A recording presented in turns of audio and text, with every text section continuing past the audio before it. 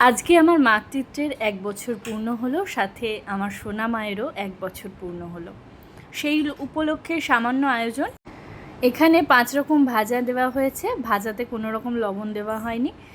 সাথে একটুখানি আলু সিদ্ধ ও যা যা খাই সেগুলোই দেওয়ার চেষ্টা করা হয়েছে। আর রয়েছে এখানে গাজর পেঁপের ঝোল, পাতলা ঝোল, আর রয়েছে জিওল মাছের ঝোল, আর সাথে একটু পায়েস আর মালপো আর 2 রকমের লাড্ডু। তো এখন তিনি বসে পড়েছেন, একে একে আশীর্বাদ হবে। প্রথমে ওর ঠাম্মু ওকে আশীর্বাদ করবে।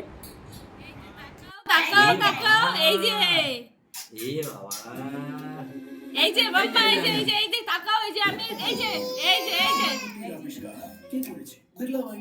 আর বলুন দেশের সবচেয়ে সাদা এই এই এই এই এই এই কত আর দাও দাও।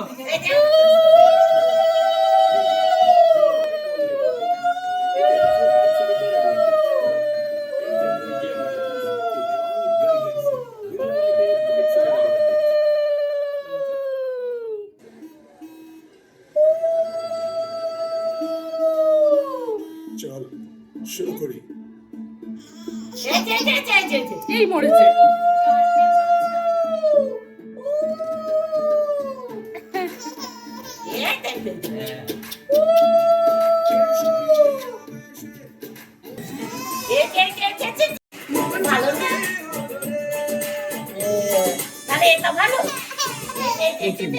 কেসের উৎসব উদযাপন করুন। ক্ষীর ভালো। পায়েস তেনার পছন্দ না, তেনার ক্ষীর পছন্দ। তো ঠাম্মু ক্ষীরটাও খাইয়ে দিয়েছে, ওটাই বেশ ভালো করে খেলো। এবার ওর দাদু ওকে আশীর্বাদ করছে, দাদু নয় দাদান। তো দাদান একটু পায়েস খাইয়ে দিল, সেটা খেতে হয় তাই খেলো। খুব একটা পছন্দ না দেখেই মনে হচ্ছে।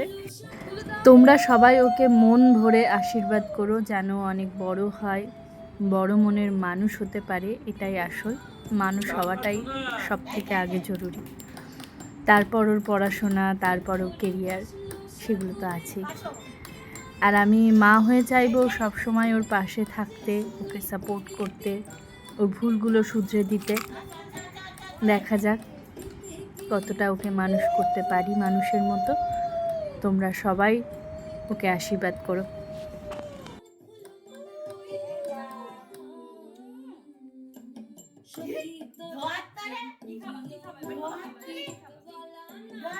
তাই তো বৌদিকে খাওয়াক।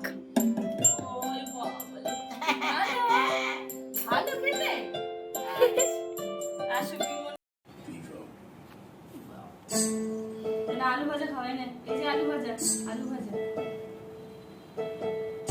আগে কত কইতি কথা দেখাইতি সপন, ভাবিতাম তুই যে আমার সব থেকে আপন।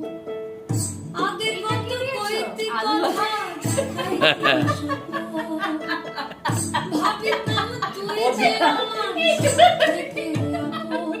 এখন ছাইরা গেলি আমার সিদ্ধ খাই ছাইরা গেলি আমার বুকে